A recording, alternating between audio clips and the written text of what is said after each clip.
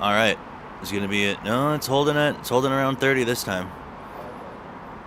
Perfect. Perfect. All right. Connection is getting good. Better than yesterday. It looks like Streamlabs wanted to work for us today. How's everybody doing?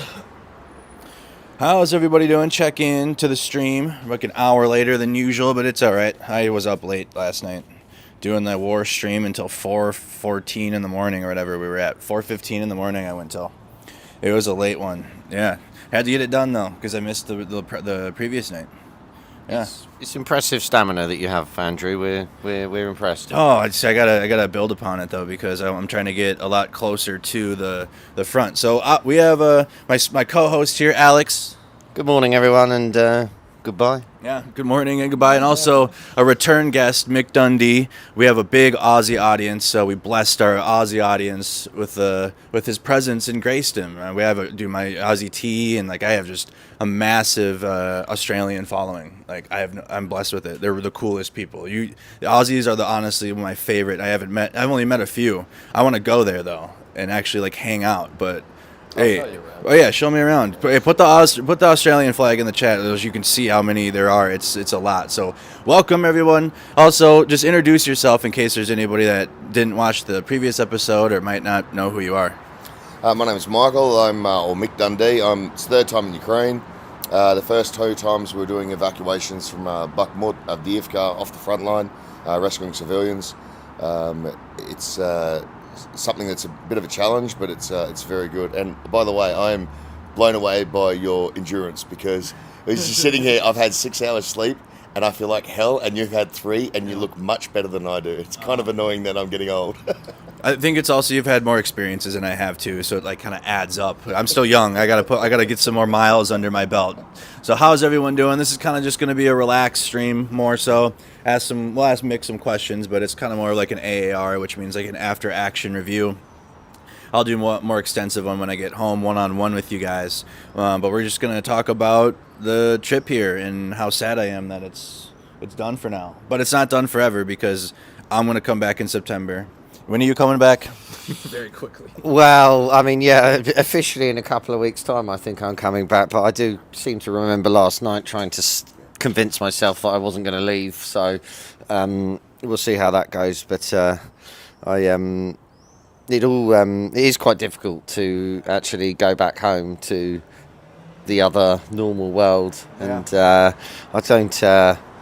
It doesn't, at the moment, it doesn't really make any difference with what I'm doing where I am. Yeah. So I do increasingly think, well, what's the point in going back? But the issue is visas mostly. You can only spend 90 days in Ukraine every 6 months. So without being employed here, it's not possible to stay. So you do have to be a bit careful on the days that you're racking up. Exactly. So I do want to stay a little longer this next coming time in September, but like Alex said, we can't. It's not like we could just live here. And as many people are just stay. I kind of want to spread it out a little bit. That way I can spend more time, you know what I mean, in different seasons too.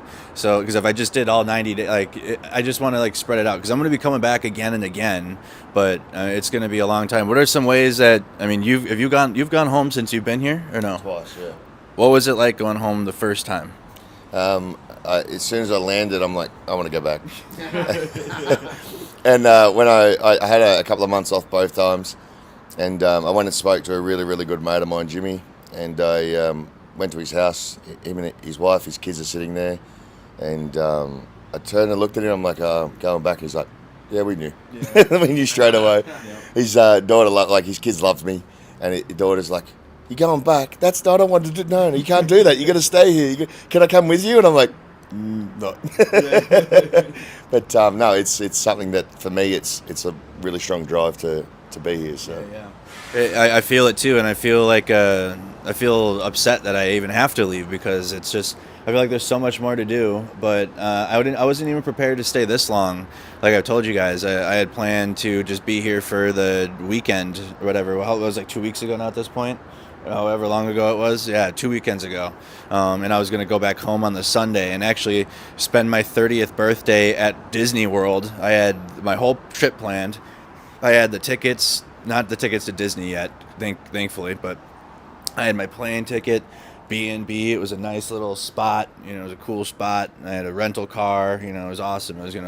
But nah, this was a way better 30th birthday, or a birthday also in general, than being at Disney could have provided. What about you? What is the hardest part about going home for you, your first time? This is now your third time back in Ukraine? Yeah. This has been my third time going back home, and I think the initial hard part actually is sitting on the train. I find it quite sad, like because one, it's not exactly like the fastest train in the world, so you're quite slowly travelling out into the countryside, and it's all just a bit, and there's either, the other. You get interesting mix of people on the train. You might have people that have just like left their family behind, and you might have some soldiers going back, some international people, and I don't know. I found that quite a sad experience, because the rest of the convoy, when they go back, right, they all go back together, and it's like a bit of a party bus.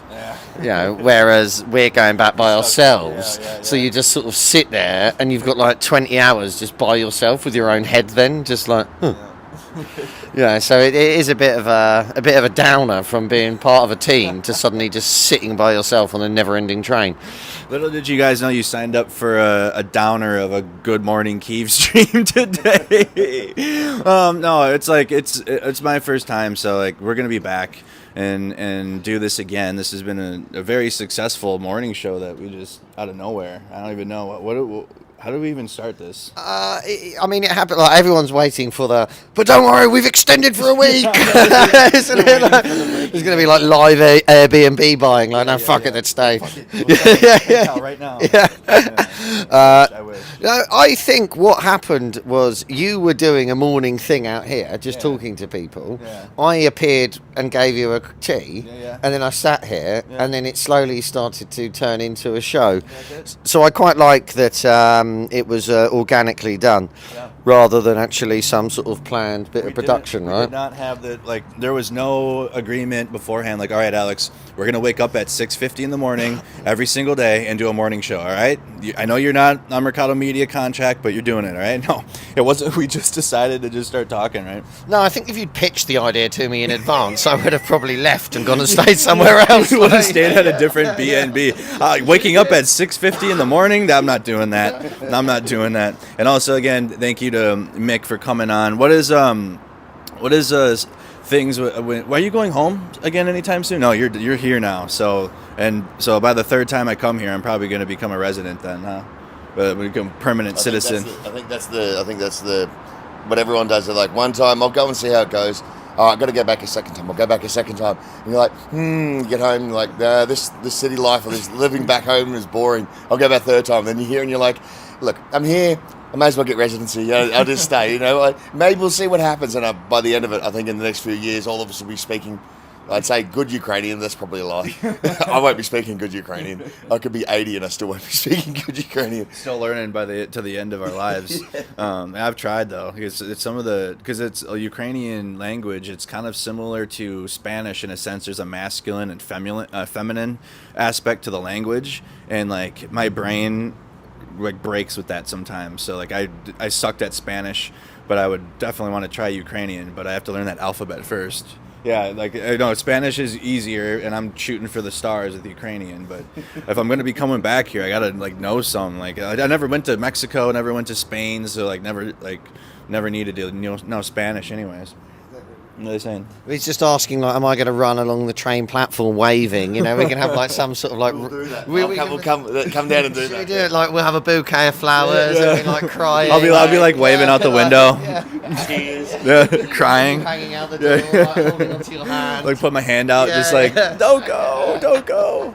Yeah, that's what it's gonna feel like. I mean, it's the sucky part too is we got to be out of this B&B by like 10 in the morning, and then like we're just gonna go hang out at Lyft for 8 hours until I gotta leave. I'm gonna go hang out at if you guys have seen Alex's videos, it's where the helicopter is in the office space. We're gonna go and hang out there and probably walk around. I'm gonna probably walk around with whoever's awake on my Instagram So if you're going to be up tonight, or my Australian following, or my European following, or Ukraine following, which is growing, which is amazing. I have growing more followers actually that live here, which is even better, in my opinion. So I do plan to just go for a walk today on Instagram, because I can do that with minimal internet service. And I don't like, when I tried on YouTube and whatnot, walking around, it had lots of interruptions. But I did a whole stream on Instagram, just walking to the park and everything, and it was like full high definition, like beautiful stream. So follow me on Instagram for that today. But that probably won't be until about like noon, 1 o'clock in the afternoon this time. So it'll probably be early in the morning for y'all. Any questions that you guys might have? This is like an extended question stream too. For us, if you would like to ask any. Kyiv base of operations. Yeah, another thing too is I've seen a lot of messages that say that this show is so awesome. And again, we didn't even, like me and Alex said, it wasn't even planned. We had no intention of doing this, but it's turned into a success. When I do come back for season 2, though, everyone, Mick as well, like Philip will still be here, so he'll come back. We'll have Dylan back on again. If John Sweeney's around, well, obviously he's invited, but I don't think he'll be here in September, he said. We already asked him. Yeah, he'll be back in the UK doing something important. Oh yeah, he's doing something very important, but I'll wait for him to obviously share that news. But everyone we've had, and hopefully even more. I've already reached out. I've had so many people reach out and say, "Hey, can I come on the show?" And I'm like, "Oh fuck, like I leave already too soon." But I got their contact information, so they can come back on again. Just to reiterate, why don't you, Mick, share some of the biggest lessons? I mean, I'm going home for the first time, and I've learned a lot since I've been here. I feel like I've aged in the couple of weeks, and like my knowledge, the wealth of knowledge is so important to have. What are some of the things that you've learned the most, like going back home and then coming back? Obviously, you're here for good now, but what are some of those important lessons that you've learned? I'd say one of the most important things is actually spending time with yourself. Yeah. No music, no podcasts, nothing. Sitting down, thinking, processing, but at the same time not getting wrapped up in not getting too wrapped in the positive or the negative experiences.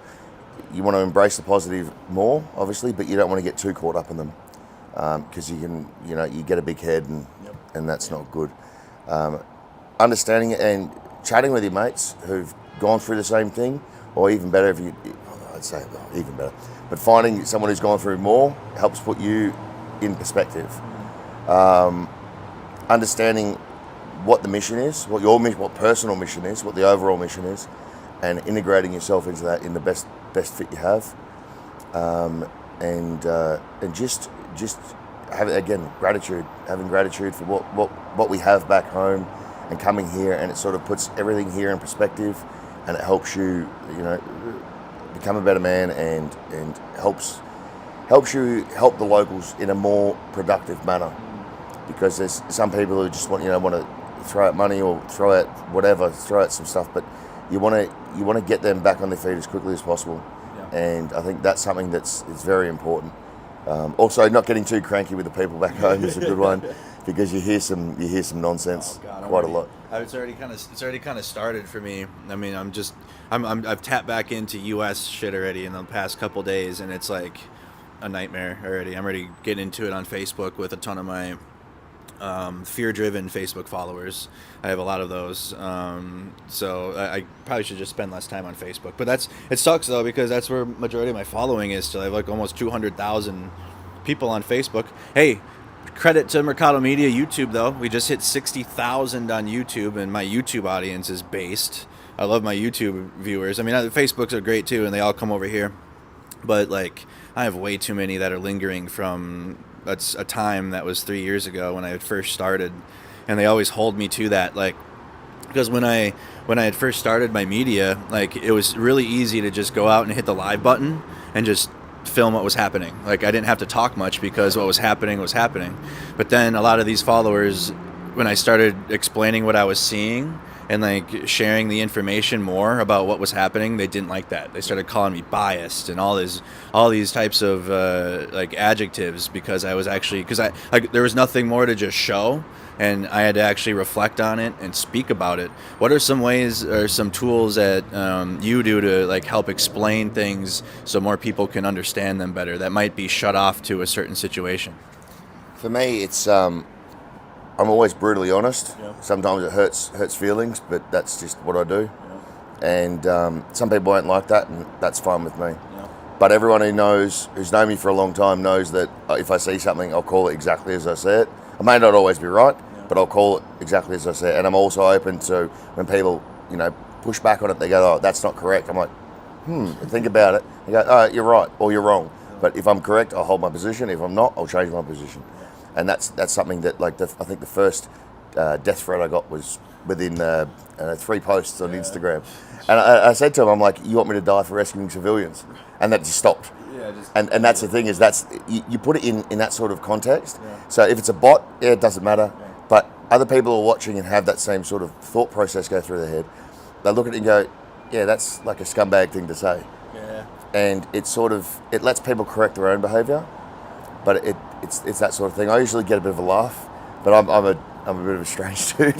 So if someone sends me death threats, I'm like, it's not even inventive. Like, that's boring. Like, at least come up with something entertaining, Like, give me a laugh. Yeah, right. But it's that you got to hold your position. You got to hold it strong. And 10 billion people can disagree with you, but if you're correct, you're correct. The truth is still the truth. It's Thomas Clarence, Supreme Court Justice.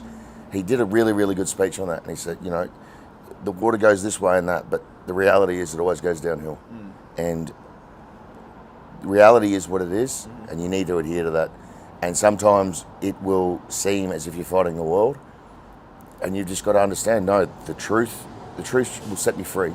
You hold that truth, you hold that reality, present the evidence when you can, and after a long enough time of holding that sort of mindset, people will look at you and go, "All right, this dude, it's upset me what he said, but it's right," or he's demonstrated the reality of it, and it's something that, I think that if everyone did that, the world would be a better place. So. Alex, same question to you then. How do you handle with that? How do you deal with that? Deal with what? How do you deal with? I mean, trying to people come at you maybe for a different. Like saying that you're doing this, or they have like an opinion of you because you're doing that, you're here, whatever. How do you either talk back to them, or what do you do? I actually don't anymore at all. I like to embrace the death threats by just chuckling if I get them, but I don't really engage in any discourse about what I'm doing or try and justify it or debate it with anyone, especially not in an online space. I think when you're actually doing it for real, it's very different than having an argument about it on the internet. And for me, use a phrase called emotional neutrality, right? So I don't like to get too excited or depressed about anything because you just have to keep doing the same thing every day over and over. So if you can just maintain a fairly flat mindset towards it, because it doesn't matter if today or yesterday was a good day or a bad day, because you've got to do the same thing the next day again. And if you can keep yourself in that mindset, that enables you to perform at your best. If you have a really good day the day before, you can pat yourself on the back, right, and be, I'm really proud of myself, and that will affect your performance the next day. Right. The same as if you had a crap day the day before, you'll beat yourself up about it. Right. Whereas if you can just let it go, that will help you just crack on and keep going. And be it like relentlessly trying to fundraise and buy equipment or actually fighting in a war, it is just a relentless every single day. You've just got to keep going. So I just try to just block out everything else and just focus on the task in hand, really, Andrew.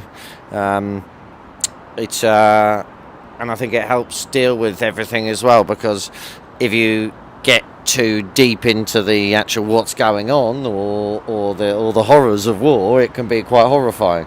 You know, it's a bit more different for you, right? Because you have to document it and play it back, right? Whereas I used to watch the stuff on the war and on Twitter and read the news, but I just literally don't do any of that anymore. I've totally disconnected from it, and I found that has actually helped me. Like, I find when you're watching it all the time, it's far more, oh my god, like that's horrendous. Whereas now I don't even look at any of it. It's just like, that's happening, I can't do anything about that, I'm just focusing on what I can do. Which is obviously not great advice for you, because your job is to document it for a living. It actually is kind of good advice, because that makes me, because I do have the issue too where I go back, because if I know it's not a bot, like I'll go back at them, like if it's some regular person, especially from my home state.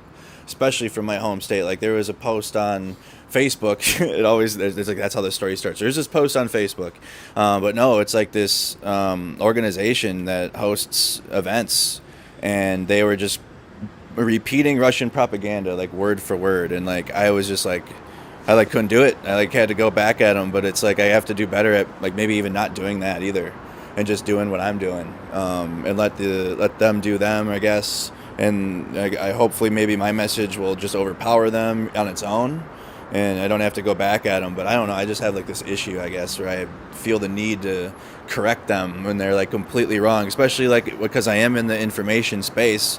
And like Alex said, I mean, I don't wish so, because I do like going through the information and then finding the truth within it. But I mean, there's so much garbage within it, though.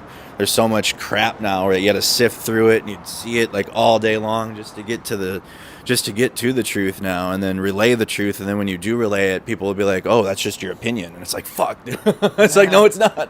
And so like that's some of the issues that I'm tackling. But same with you. I mean, you train the Ukrainian soldiers as well. You're directly involved, and you see the soldiers coming back. You know, war. You know, they've been at war. What are some of the ways that you deal with that, like within internally or even externally with the soldiers? For me, it's I promised myself I wouldn't make it a personal thing. It lasted 5 minutes, maybe. That's being generous, probably 30 seconds. But it's something that you got to find the motivation. So there's a lot of cultural variation between Australia and here.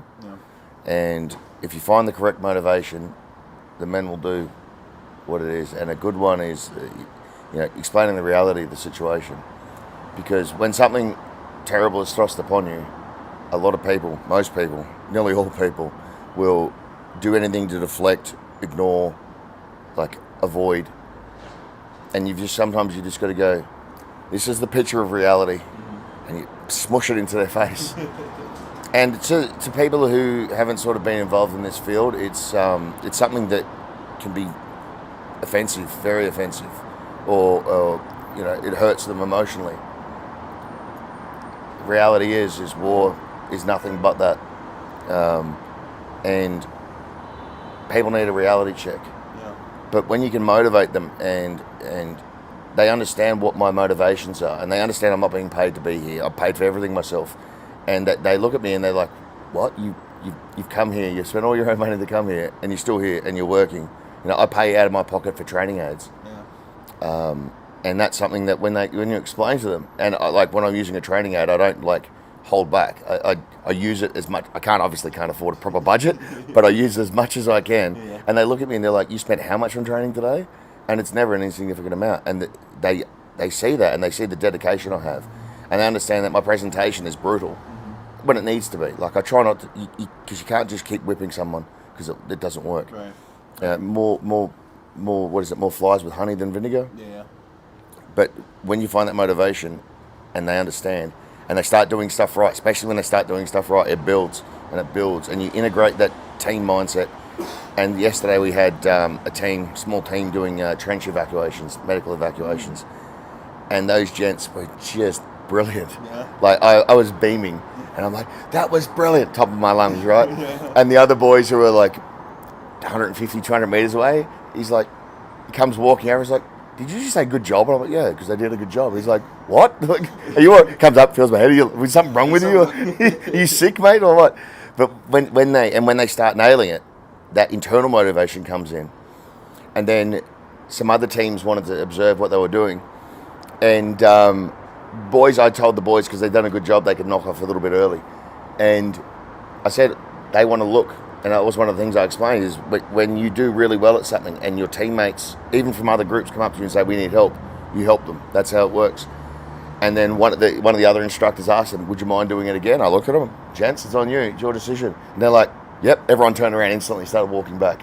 And that had a massive week. And they just instantly, on the heel, turned around and started walking back to what they were doing.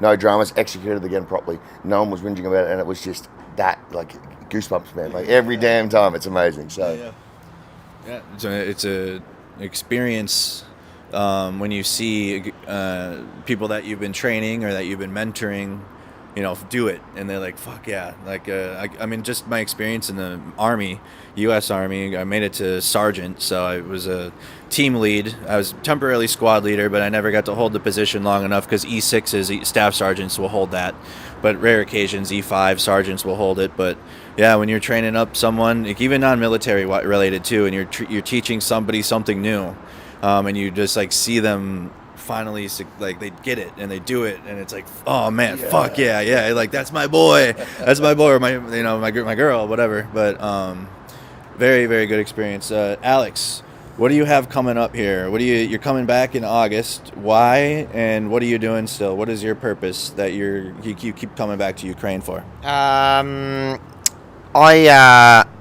So my grandfather was Ukrainian, so sorry, I was a bit too loud, was it? Like, just deafen the audience there.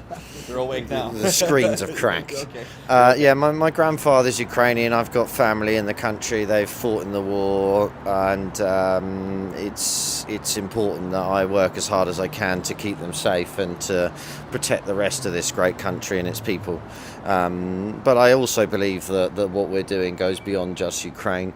You cannot allow mad dictators with huge armies to go and invade democratic nations.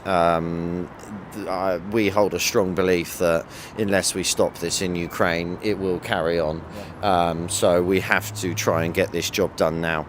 My purpose in general, Andrew, is I dedicate my time and my life to helping people in life and death situations, or that have to handle extreme stress. So I fundraise and deliver equipment here in Ukraine, but also my business and my entire company is designed to train people to handle extreme stress work, and to try and help them look after their body and mind so they can do it for as long as possible, and hopefully not fall foul of PTSD and other mental health conditions, and if they do, that they can try and manage them the best they can, which is possible with the right techniques. So with that in mind, I have just fundraised a truck for an assault brigade that's being directed by GER out here, which the GER are very nice people. They're like primary school teachers, basically, just kind, nice, friendly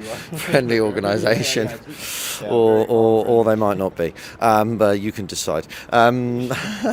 But the next truck that I'm getting is going to be a minibus, and it's for the head of psychology for the 58th Brigade. So there is a young lady that is actually working at towards the front line. They're not like in the trench going, how are you feeling today, Andrew? It's not like that, but they are travelling around and looking after the soldiers that perhaps need a bit of help to process what they've seen and been involved with, and the fighting is very fierce, and either they've seen a lot of their friends or be wounded or died, or they have got involved in harming or killing other human beings, and that's, it doesn't matter if they are the enemy. When you are killing human beings, then that takes a toll on your mind, and the helping people process that and be okay, and ideally be capable to continue fighting is quite important, because in a war, you need people that have the ability to kill people, and if they are good at doing that, you want them to do that for as long as possible. So, the work of the psychologist is important. So I'm going to get them a minibus so that they can look after the minds of the soldiers, and if they are not capable of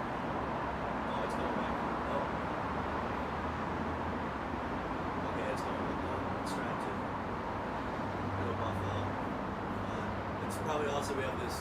It's a stormy day today. There we go, Alex. You're good. Oh. It's like going up and down.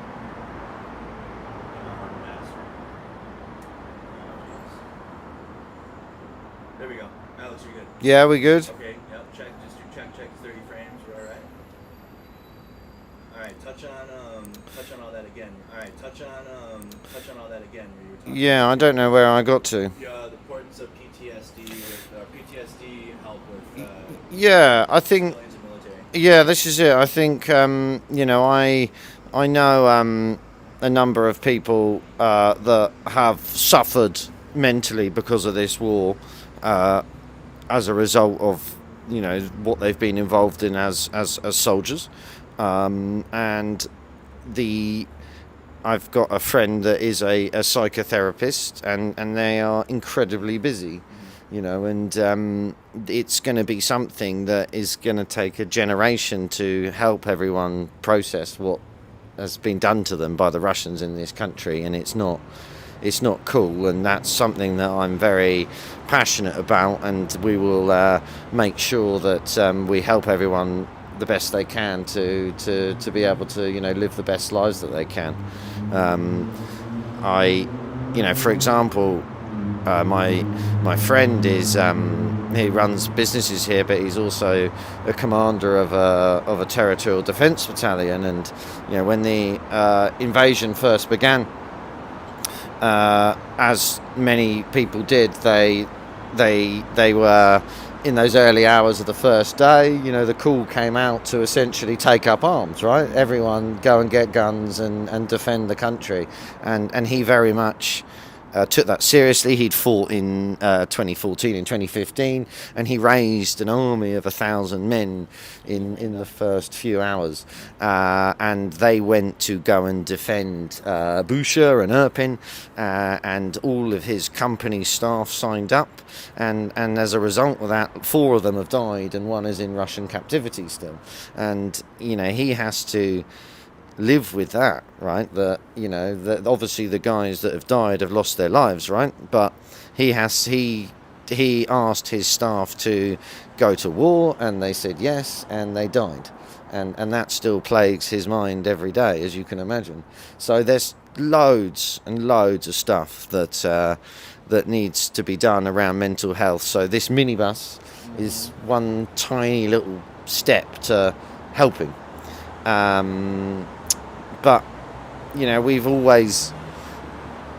we've got there's a lot more than just looking after the people's minds that needs to be done. There's the work that people like Mick do, right, to try and get non-professional soldiers to have some sort of competence so that they can fight well as a team. There's the medical volunteers that you work with as well, that the knowing how to apply a tourniquet or whatever is going to be the difference between them being very dead or not, or being able to save their team. And I think the most pressing challenge is having the right weaponry to deal with the significant amount of Russian defences that they've put across the whole country. Because one of the big things that is not true is that the Russian army is not rubbish, right? They are not incompetent. There is some fairly brutal tactics where they don't care about human life, but they have built some of the most impressive defensive lines ever seen in the world, and unless you have the right equipment, then that is very, very hard to break through. And we are seeing that. I'm not saying anything that's not in the public domain, right? It's in the news that they have some very, very well entrenched positions, and this is a very challenging time for everyone involved. So I think someone did ask earlier on what I would say to Defence Minister Ben Wallace if I was to meet him. I think first of all I'd say I think Britain's done a good job, right? We've done a pretty crap job on a lot of things in our country of late, but we backed Ukraine politically very early. We gave them the right sort of munitions to defend things. Challenge the tank end laws, and we're doing a lot of training back in Great Britain. But he did say about the world is not Amazon, but actually it should be, right? There's what is the point in us having huge arsenals of military equipment doing nothing? If you're going to back a country militarily, then do it properly. Drip feeding equipment is not the answer, right? Arm it properly quicker and stop the slaughter of thousands and thousands of Ukrainians. It's not really any more complicated than that, is it? No, it's not. You hit great topics there. One being PTSD and knowing our failed, obviously, work in the Middle East, that we just wasted 21 years doing that. Personally, over 7,000 American lives were lost in that. But the biggest thing also that we failed on is taking care of our veterans that served with health care afterwards. Our VA system is still dog shit. Minnesota, where I live, it's decent actually. We have Minnesota. We have good health care. I recommend not going to the VA actually still until it gets better. It's starting to. They're trying to, but it's still not there yet. But PTSD, you want to get out of the rain a little bit? Let's move up a little bit. Let's adjust so we can get Alex out of the rain, y'all. Then I'll keep going. I'll keep going. Yeah. Let's get Alex out of the rain quick, guys. It started turning overcast here pretty quick. Yeah, let's get out of the rain. Okay. I'm dead. That's funny. Well, we can both sit in his lap. Yeah. It's a big lap. Oh no. Oh no. All right. Yeah, you're right. Little do you guys know, we kicked off OnlyFans as well while we're here. So, all right, we got Alex up out of the rain. He was getting dripped on a little bit. But yeah, so the importance of mental health. Like soldiers are not machines as much as they're trained to be one, or as similar to one as possible, as humanly possible, to get them mentally tough, physically tough, so they can while they're in battle, they can deal with those things and still be tactically and technically proficient at the same time. Where like if you ever see a civilian, no diss on civilians, but an untrained civilian, there you go, someone that's never been trained, if they ever throw them in a situation, they'll like mentally freak out, or they won't know how to react. They'll likely make a wrong decision and get themselves killed because they're not trained. It's nothing like they're weak or anything. It's just they haven't been trained. Like a soldier, on the other hand, they're trained to deal with that situation and be comfortable there, and also engage the enemy. But after that, that stays with you, and that mentality stays. And then when you come back to somewhere like Kyiv, or then we call it the rear in the military, like when you get back to the place where the front isn't, like things can start, like that mentality can still linger, and you're like that battle in your head still can remain. And even though there isn't anything happening with you, you're not at war at the time, but that mentality can just instantly come back at a moment's notice. And oftentimes it's like a physical reaction where it's like you get sweaty palms, you start like getting a little delirious a little bit, sometimes can be possible, lightheaded, you start feeling tingly all over, and it's like uncontrollable. It's the worst. But it's like, and you're like, fuck, why is this happening? This is the dumbest thing ever. But it's like exactly, it's the dumbest thing ever, and you're like, fuck, dude. But having the proper mental health tools and treatments can help that, and I'm really appreciative of Ukraine taking the initiative, and it's gotten through Parliament now. Medical marijuana, it's like a huge, at least for me when I get home. For me it helps immediately, and I don't have those physical symptoms. What are some ways that you deal with your mental health, Mick? I think the biggest thing is how you frame it in your own mind to start with, understanding that a lot of this trauma and suffering comes from wishing it was some other way, or how it should be, or it could be, or would be. That's the worst thing you can do. You understand that this is what it is. I need to do the best I can to deal with the situation as it is. And if you need to, take a break. Take a quick pause. Like, there's very few things that happen that where you can't have a 5-second break, 10-second break. Obviously, if someone's bleeding out or something, then your instinct should be dive on the person, square them away.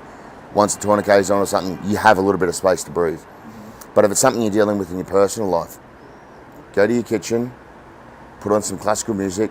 Even if you don't enjoy it, put on some classical music, make yourself a cup of tea, go through the process, make the fanciest tea you've got, walk to the shop and buy a really, really nice tea.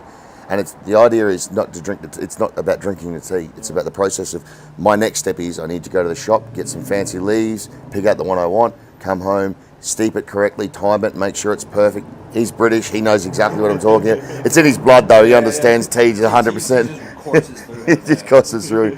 But go through, and the idea is to give your mind that space it needs, and it enables you to control your physiology to a degree, because you can't be stressed when you're making a cup of tea. Like, it's pretty hard to do.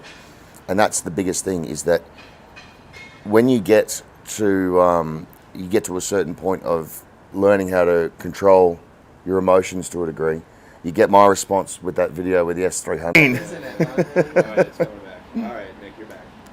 All right. Anyways, Mick. So where were we up to, people? Yeah, help me out here. You were talking. Yep, you were good. It should come back. We got a full connection. Yeah, like the weather. We'll do a weather report with Alex here shortly. All right. So it's about mindset. Reading Marcus Aurelius, Meditations, Seneca, the ancient classics. Yeah. Studying them, going through them, rereading them all the time. It gets you in the correct mindset. Understanding you can't control what is, you can deal the best you can with what is, and that's the most intelligent way. That's, at least for me, the most intelligent way of doing it. Yeah. The biggest mindset problem people have is they're like, I couldn't do that. Yeah, you can. Like, if you come and if I trained you for a while, maybe it's a week for some people, maybe it's a year, but you eventually understand that it is what it is. You do what you can, and you train yourself as much as you can, because the more trained you are, the more everything is muscle memory and instinct, and that's the best way forward. 100%. The muscle memory, just being comfortable in the situation to where it's like second nature for you. But again, the important part is when you're not in that anymore and you come back and you kind of just got to be with yourself. Like, great example, go make some tea, which I want to be drinking more of that apparently now, because Alex put me on that.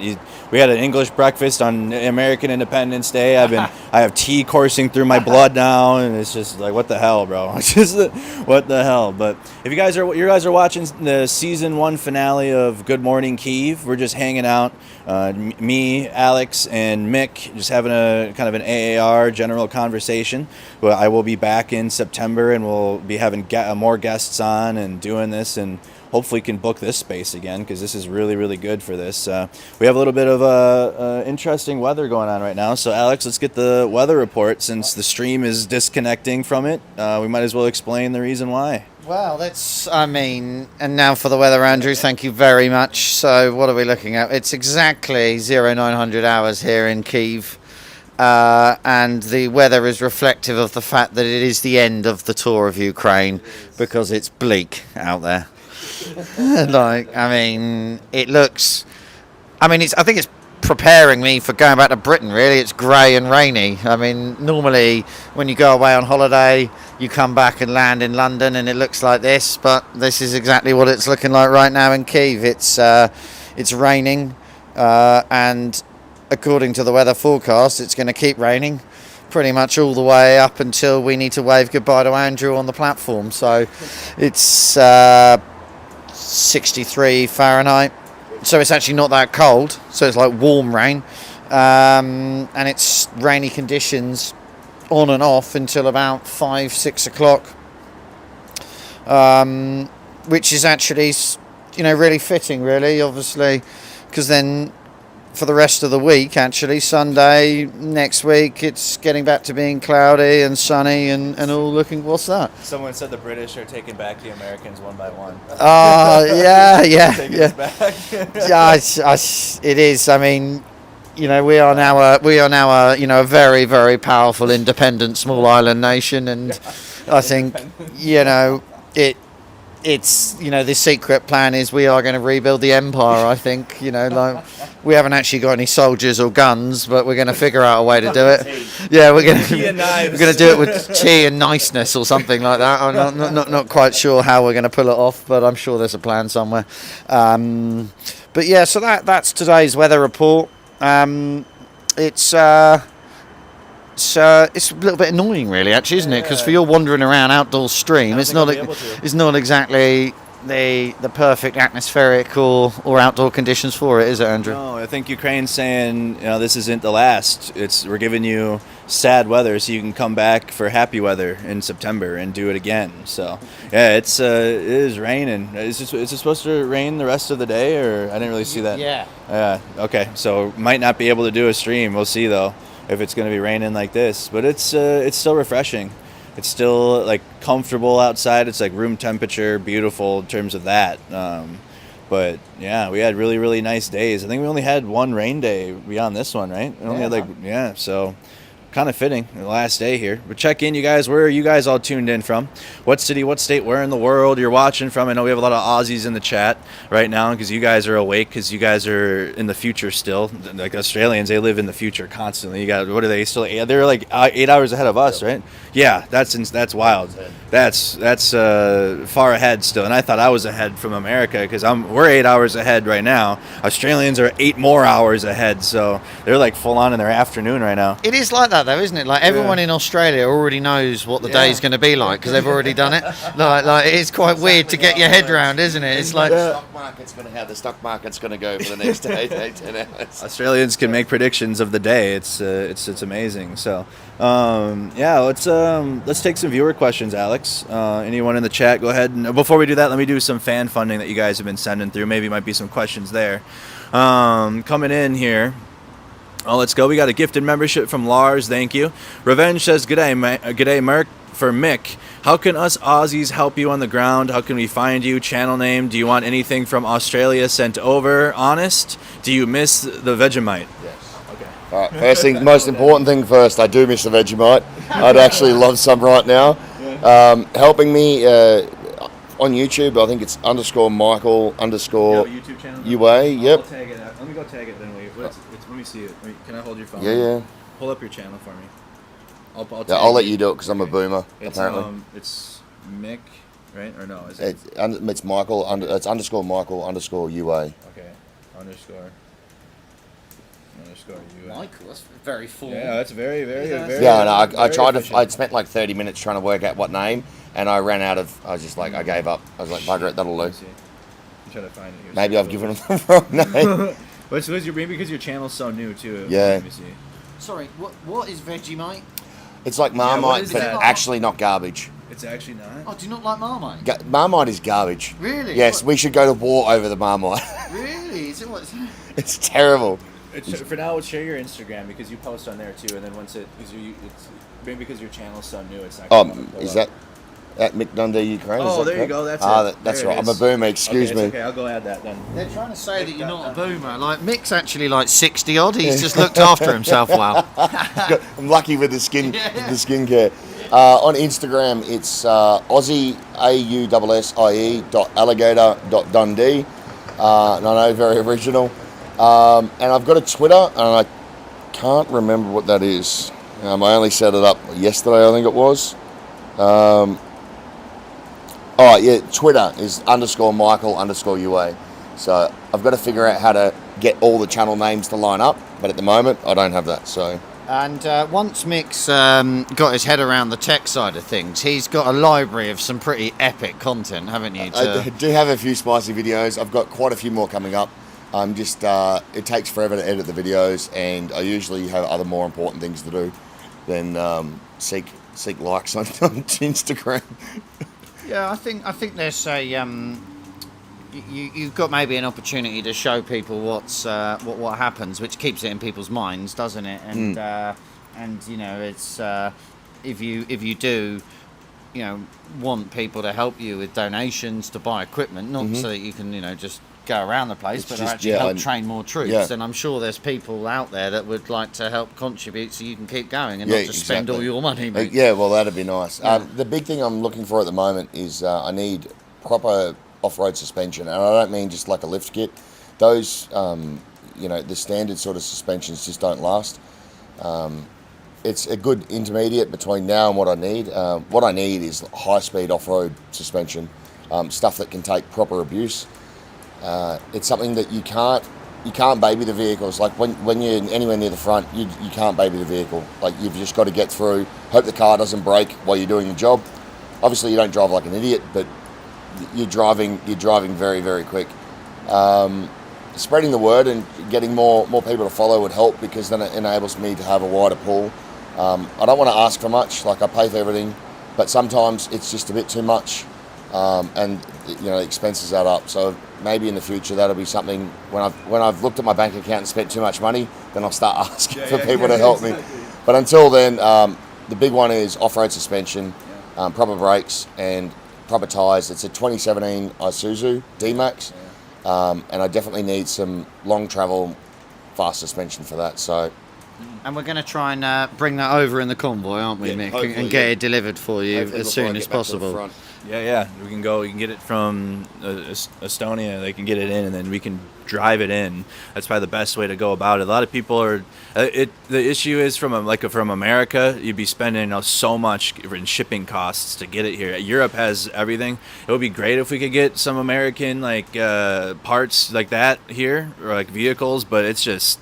It costs so much more in the ports and getting it shipped to Europe. For example, like the NAFO brigade, the 69th brigade that me and Alex are a part of, they get the vehicles off auction, and it's just very, very affordable. We're not spending an arm and a leg for the vehicles, and they're very, very reliable. So we can get that equipment too here in Europe, for example. We'll work that out a little more, but we're on our fourth truck now for Mercado Media. The link is in the description if you want to help get a fourth truck fundraise. Alex talked about the psychological truck that he's getting, and for us, for our fourth truck, it's going to be a medical truck, and it's like kind of a truck van hybrid, it looks like, and it's got space in the back. I've already seen pictures of it. I'll ask Dimitri for more photos. It doesn't have any of the camo or anything on it yet, and it still is in the early stages of being built, but it's got a litter in the back, for example. It's got an open space so somebody in the vehicle can sit and treat someone, while they're being casevaced out of the front lines. And again, a casevac is just a quick reaction ambulance, ground ambulance vehicle that can get to the front quickly and get injured out of there, because unfortunately Ukraine doesn't have air support, and they cannot call in medevacs, which is would be like a Black Hawk helicopter, which we had in the U.S. Army. Call in a 9 line really quick. The first 5 lines you get there's 6 lines. Fuck, damn it! I haven't had the training in so long. Oh my god, dude, this is so bad. When you don't have the training in years, it's I can forget. But I know it's at least the first 5 lines, I believe, and then the bird gets up into the air. But Kazavac's similar, and that's kind of the vehicles that we have. Even the non-medical ones, for example, the one we had with the 36th Marine Brigade, likely going to be used as a Kazavac vehicle, or it's to get to the front and get out of there as fast as they can. And these vehicles are heavily reliable. So thank you so much for your question, Revenge. Let's go through a few more that it's sent from Super Chats, and then we'll take some from Alex in the chat. Graybeard says, for €500, thank you. Wow. When in September will you be back in Kyiv? I will be studying Ukrainian and would love to buy you guys whatever you drink. Wow. It sounds like a good deal. We'll be back on the 13th, September 13th. Well, the 14th, because the convoy begins on the 13th, and we get here the next day. It's a full-on, we're driving all night. I experienced that, and Alex said, bro, are you ready? And I said, yeah, I'm ready. I did the longest convoy I did in the U.S. Army was 29 hours, and that was a turn and burn, and it was on Christmas Eve. We had to deliver MRAPs to this base, and it was just shit weather, foggy. It's the desert too, so it was just nothing. There's nothing to look at. It's just literally flat, and it's just staring at dirt and asphalt, and it's just dude, and some camels maybe around. But I mean, that was horrible. And that's back when I still had tobacco. I chewed, and I was chewing and smoking at the same time, pounding energy because it's just so dry and so just, oh my goodness. That was like a 29-hour mission, but this one was like almost 35 hours, but it was way more, well, it was way better. I didn't have to wear any military gear on it, and I didn't have to wear any kit. I didn't have to, I could have my music playing. I did it in the military too, but it was just a much better experience driving into Ukraine than that 29-hour mission in the Middle East. That was dog shit. So we'll be back on the 14th, because we got to drive it here. Captain Copenhagen, love from Denmark. Ukraine matters. Great channel. Go subscribe. The Vladinator, member for 7 months. Thank you, Merc, Alex, and Mick for supporting Ukraine. The Vladinator says, love to see you guys doing a finale of season 1 of Good Morning Kyiv. Thank you, Alex, Merc, and Mick, Dundee, Aussie, and Slava Ukraine. I see that all. I see that all. Dunk on you, 23. Greetings from Michigan, northeast of hell. Damn, you got hell in Michigan, huh? Have a safe trip back home, and of course, fuck off Putin. Awesome. Aussie T with 5 gifteds, and then Michael McGuire from Melbourne says, Andrew, Alex, Mick, you have been wonderful guys. Michael in Melbourne. Awesome. I learned how to properly say that because I used to say Melbourne, and that's wrong. It's that's not the way. It's Melbourne, and there's a lot of. It's actually really good. Yeah, I learned it. You're the first American I've ever had that's nailed that. I had to because I was corrected from my Aussie audience, and it's not just that city. There's lots of them that are kind of shortened and have the Brisbane, yeah, and it's not Brisbane or whatever. It's Brisbane and shit. So, all right, let's do some regular viewer questions. First, we got Mark Redacted. I know he's Australian. Hey Mick, were you Cav or Air Cav? Lav Cav, ASLAV. So, explain that. So I was ASLAV, which is an 8-wheeled vehicle, turret on top, more recon, route clearance, like the faster sort of stuff, sort of hit and runs, more just high-speed driving like a lunatic. Yeah. Lots of fun. Yeah. Seeing how fast drifting a 20-ton armored vehicle is always a bit of a blast in the desert. So it was hard, but it was good. It's perfect for what I do here. Like it just matches everything I do. So I'm stoked about it. Hell yeah! All right. So now Alex is going to take some more viewer questions from you guys. I will. Just talking about drifting, like the second convoy that we did, it rained for like 22 hours non-stop, and we drive in 2-wheel drive mode to sort of save fuel on the way over, which makes it quite good fun as well. and there's one stop where we stop at this McDonald's, and then you come out and it's like a junction to the left, so I went sort of full send power slid out round that junction and thought, yeah, and just being an idiot really, and I pulled it off and then went up the road and got up to the roundabout next, right, and it sort of goes round. You do half the roundabout and then you had to go up the junction there, and I was a bit like, I'm going to try and like literally power slide the whole way round and do that, and completely messed it up and ended up facing the wrong way round the roundabout, so now there's just like me facing the wrong way in my truck with just all these Polish people in a queue, and just staring at me like, and I'm just like tried to style it out like, yeah, I'm just testing the truck, shit. Mechanical issue. Yeah. No, that was meant to happen. I have been asked just about the trucks and the trucks from yesterday. Someone mentioned how we gave like this amazing VW away yesterday. There was since Andrew's been here for so long that another 69 Sniffing Brigade convoy has actually arrived since we've been here. Yeah. So 4 more came yesterday, and in that was a couple of VW Amarocks, which are really nice trucks, especially inside. And there's a pretty cool story behind. One of them went to Kraken. We give Kraken quite a lot of vehicles. Yeah.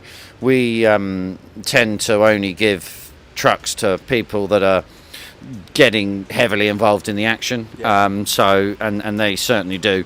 But beyond them, there's this girl whose dad has been fighting in the Eastern Front. He's got a big Twitter following, doesn't she? Yeah, she's got a Twitter following, and she's been very worried about her dad, so she kicked off a campaign, and that managed to get her dad a truck, but then about a week ago he ended up getting quite bad concussion. He's in hospital at the moment, so her dad's been quite injured. But he's all right now, and he's now on Twitter as well. Like, and he's coming out of hospital soon and returning to the front. And now he's got this amazing VW Amarok, and like, but he's signed up for Twitter. And she was saying yesterday that he's like, I have 1,000 followers, but I haven't done anything, you know, like so there's like, he's signed up, and there's like one photo of him, and there's just, he's now got this entire like army of people that love him, that he's got no idea who any of them are, but I think it's quite cute, and it's obviously given him a bit of a morale boost as well. So I think that's some of the Diana, that's it, Diana. Yeah, she's a lovely girl, and it's so cool that she's been able to do that for her dad with the help of everyone around the world. Yeah.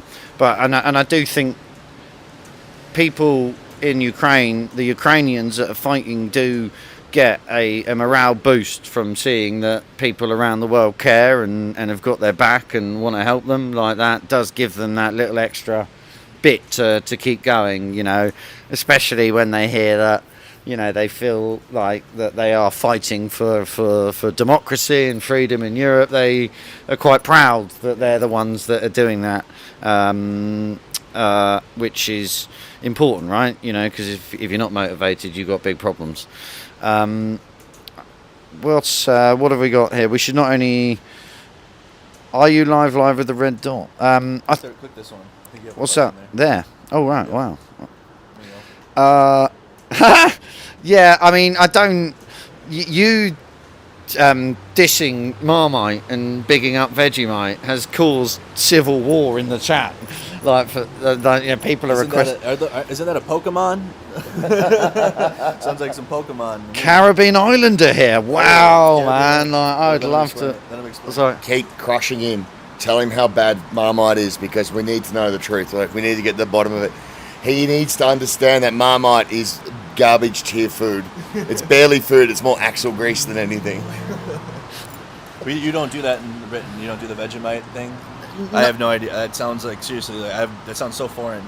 No, I don't know what Vegemite is. I would. Is it a meat? No, it's like a spread. Yeah. It's a spread. Like it's what the excess stuff. Sorry. It's the excess stuff from beer. It looks like a black jam, but it's not. It's like thicker than that.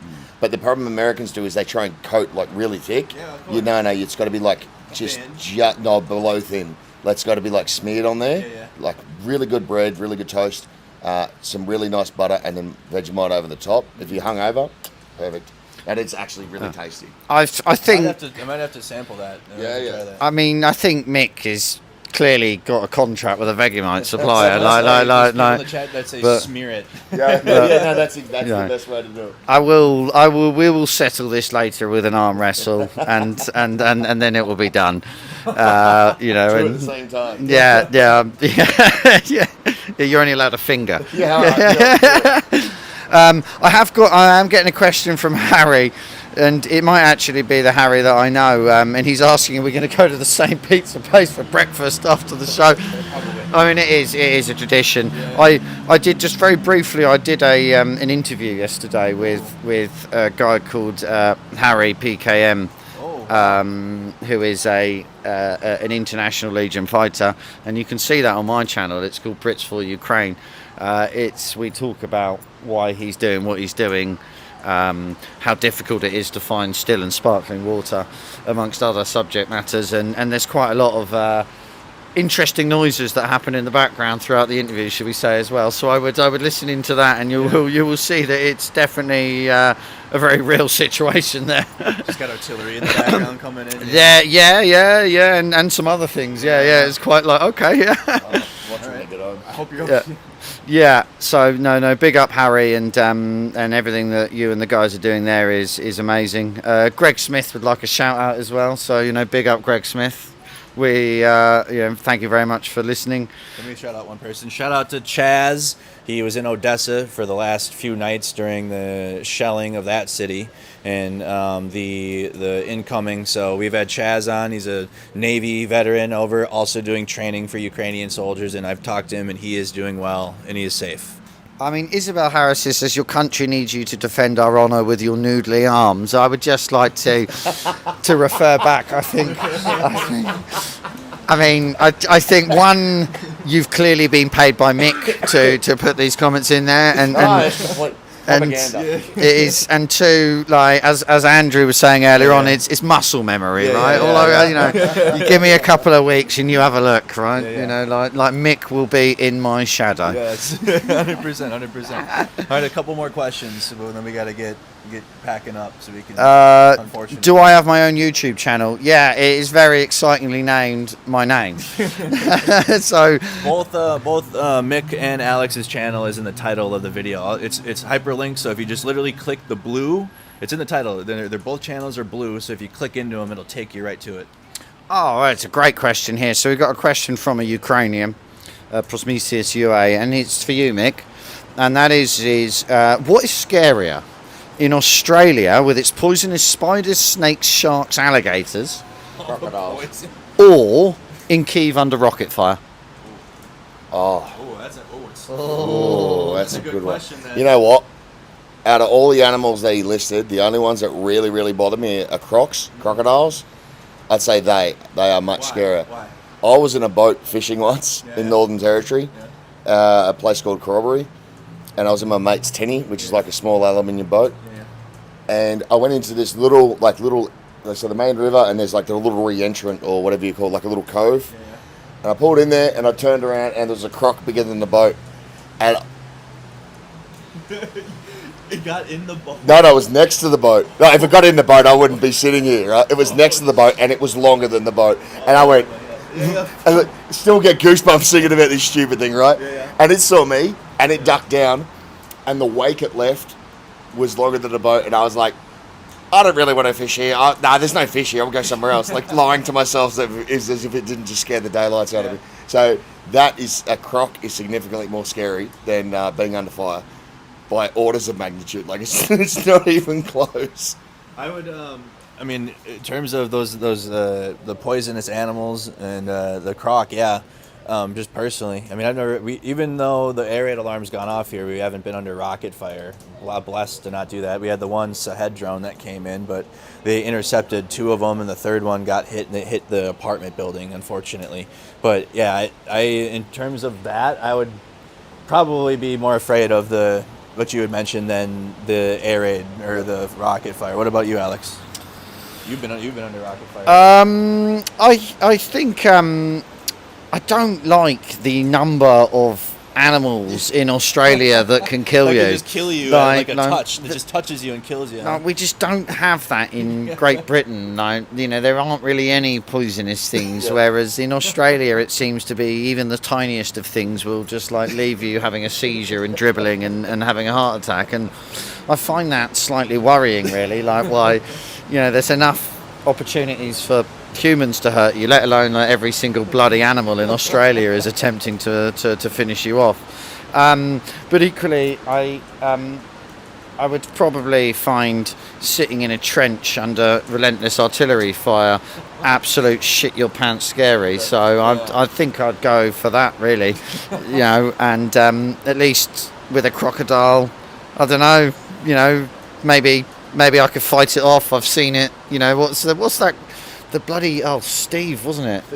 Steve Irwin. I mean, I'd like to think that I could, deal with things like Steve does, but obviously even that the animals got the better of him eventually, didn't they? It's pretty. So rest in peace, Steve. What a legend he was, man. Like he was a proper legend.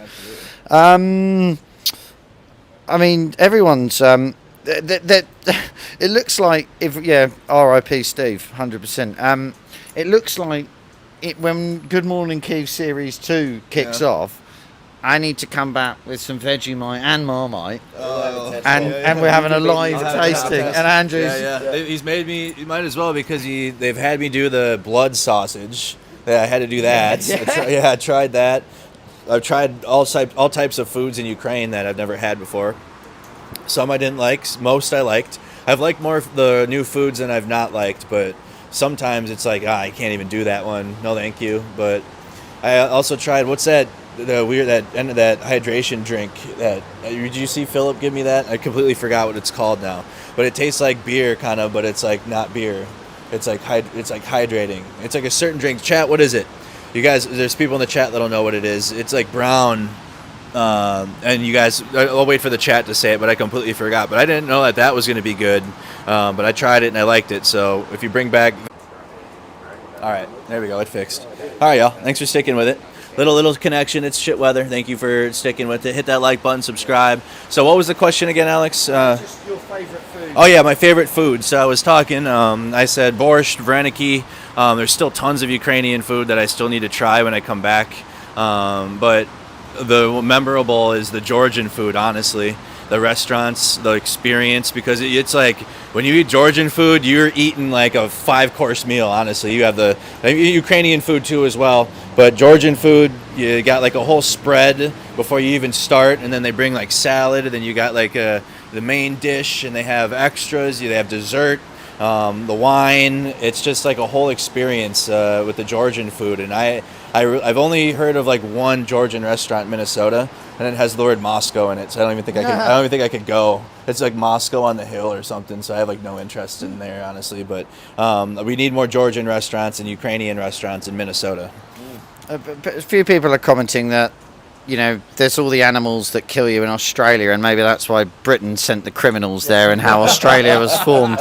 And Mick has joked, yeah, but then like the ones that were tough survived, and I mean, and they all end up looking like him, you know. Like we've only got huge humans left. There is a question for you that, you know, with your Australian accent that obviously we can barely understand, you know, can actually any of the Ukrainian soldiers or anyone that you train have any idea what you're talking about? So when you're here, you actually get a crash course in English. Yeah. You have to speak English correctly or no one understands you. Yeah. So if you're an Aussie and you come to Ukraine, especially if you have like a bushy accent, like a country accent, you need to slow down like a lot, and you actually need to put some enunciation into your words. Or they just look at you with a quizzical look and, did you speak English just then? Like, what language are you talking? And it's something that when I'm tired or when I'm like in a rush, I go back to like I would back home, and they've got no idea. So you've got to pace your words and correctly enunciate them, which is hard for an Aussie because our tongues are very lazy. As one of the Ukrainian fellows, interpreter I work with, he said, when you speak English, it's like speaking with a paralysed tongue, which is the most accurate thing I've had, because when you try and speak Ukrainian, your tongue's doing weights all day. It's just working its butt off.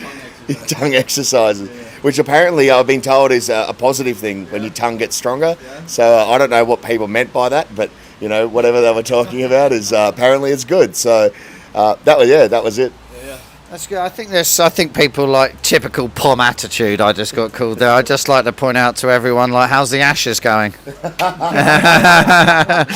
Yeah, and I also like, even though you can't quite tell, like, there's actually like a bulletproof and stab-proof shield here between me and Mick. That's how I can make these comments and feel relatively safe. It's to protect me from him. Yeah, you know, exactly. I'm a very small man, but a very dangerous man.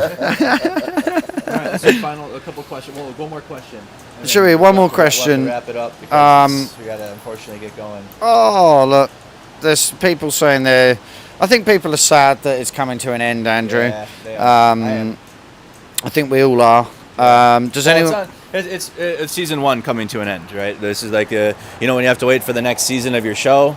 Well, it'll be faster than a Netflix show. You have to wait a whole year, and you only got to wait a month. Well, 2 months.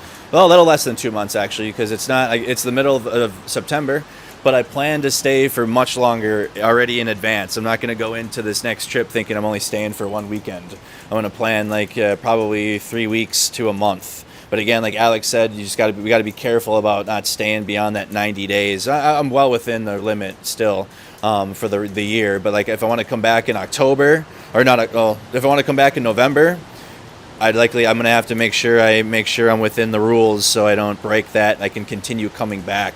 And then obviously next year I'll get a refresh of 90 days. I can spread out here and there, but I do plan to stay a lot longer in September already in advance so we can do even more Good Morning Kyiv streams, and we'll start it from the beginning. because we had days when we first got here, we didn't do this at all. Like, we had the whole weekend. We were busy though. But like when we come back, like Archer Ray is going to definitely be a guest on here because he's coming with us on the convoy. There will be more content on the convoy on the way here. Like I'll just go live on the way and stream as much as I can in the car, and you guys can be more a part of it. And obviously we're gonna have Mick back on and others that we had mentioned. So let's do final thoughts because it's 9:30. Our checkout's at 10. So I want to give us like enough time to clean a little bit here. There's a cleaning lady coming, but I still like to clean and make sure we leave it better than how we came here. So that's always important. Always leave where you go better than the way you came. So final thoughts, starting with Mick and then Alex, and then I'll close out. Find your mission, find your passion, seek gratitude, internal gratitude for what you have, and always strive to be just that 1% better every day. There you go. Alex? Don't eat Vegemite, it's crap.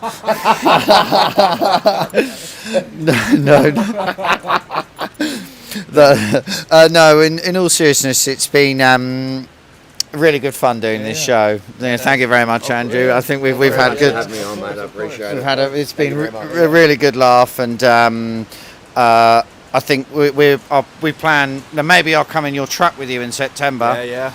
That could be total chaos. Like, where are we? Shit, we've been talking the whole way and we've ended up in fucking Bulgaria or something.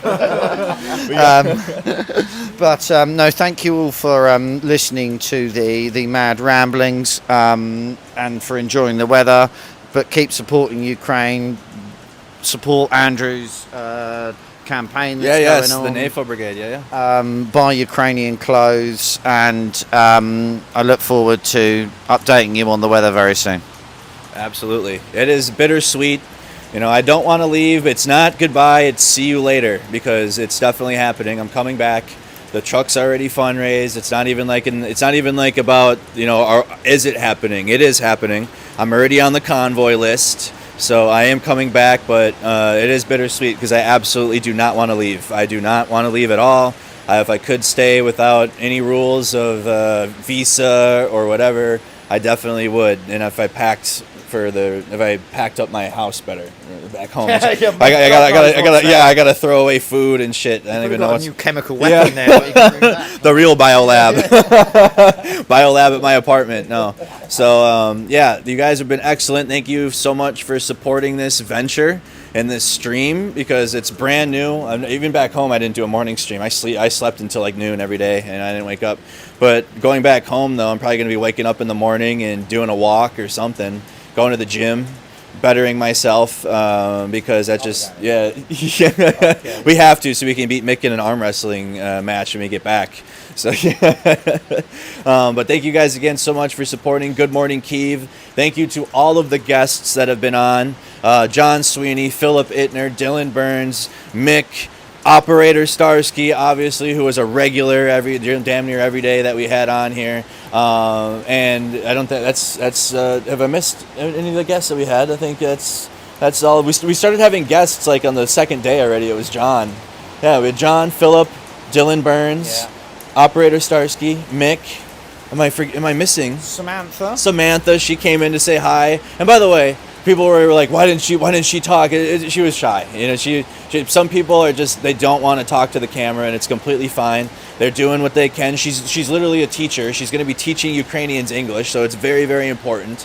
But like, just some people don't want to talk to the camera, and it's okay. Like, not everybody wants to sit down and do that, and they're not comfortable. And I wasn't comfortable in front of the camera either. For the first like few months, I didn't even film myself. Like, I was just because I didn't want to talk or point it at me at all. But I've become more confident over it over time. So, but Rick the Ukrainian as well with Operator Starsky. Rick, of course. Rick. Go subscribe to Rick the Ukrainian. Gave us an amazing Ukrainian flag, amazing gifts. Just very, very awesome. We've done a discussion stream with Rick as well, and we're going to continue doing that. We're going to, when I get back home, I'm going to have more discussions with Rick, Operator Starsky. Dylan does a stream. Dimitri from NAFO Brigade. 100. The thing is, we see Dimitri all the time, so it's just like a homie. Yeah. So, but Dimitri will be a guest again when he comes back, or when we come back. because he's going to have more to share about the NAFO brigade. Maybe we can have some more NAFO. And Johnny FD, we had it. Johnny FD. We forgot Johnny half the FD. We guests, forgot mate. half the guests.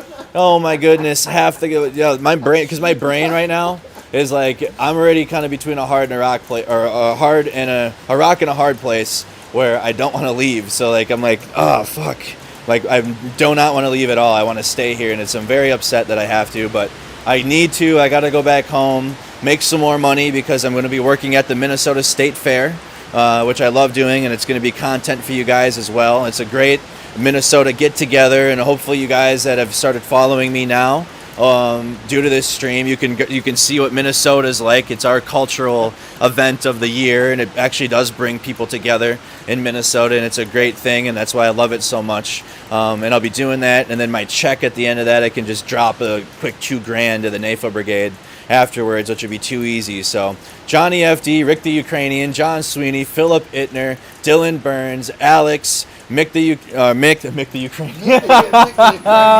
Yeah, Mick the Ukrainian. That's dead. I've also had like 3 hours of sleep, 2.5 hours of sleep too. So I'm trying to roll with it. I'm going to be definitely having a nap here. So I'm definitely doing a Minnesota goodbye right now and extending this longer than it needs to be. In the Midwest, we do this where goodbyes take at least 25 minutes. Yeah. It does seem like that. I'm sorry. It's just part of it. We don't want to say goodbye.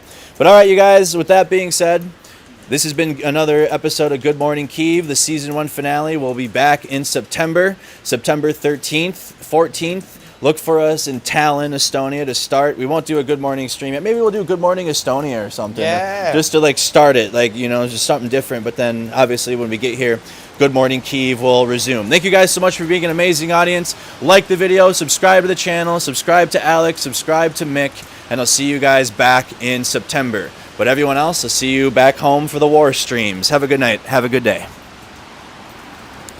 Goodbye, goodbye, good friends, goodbye.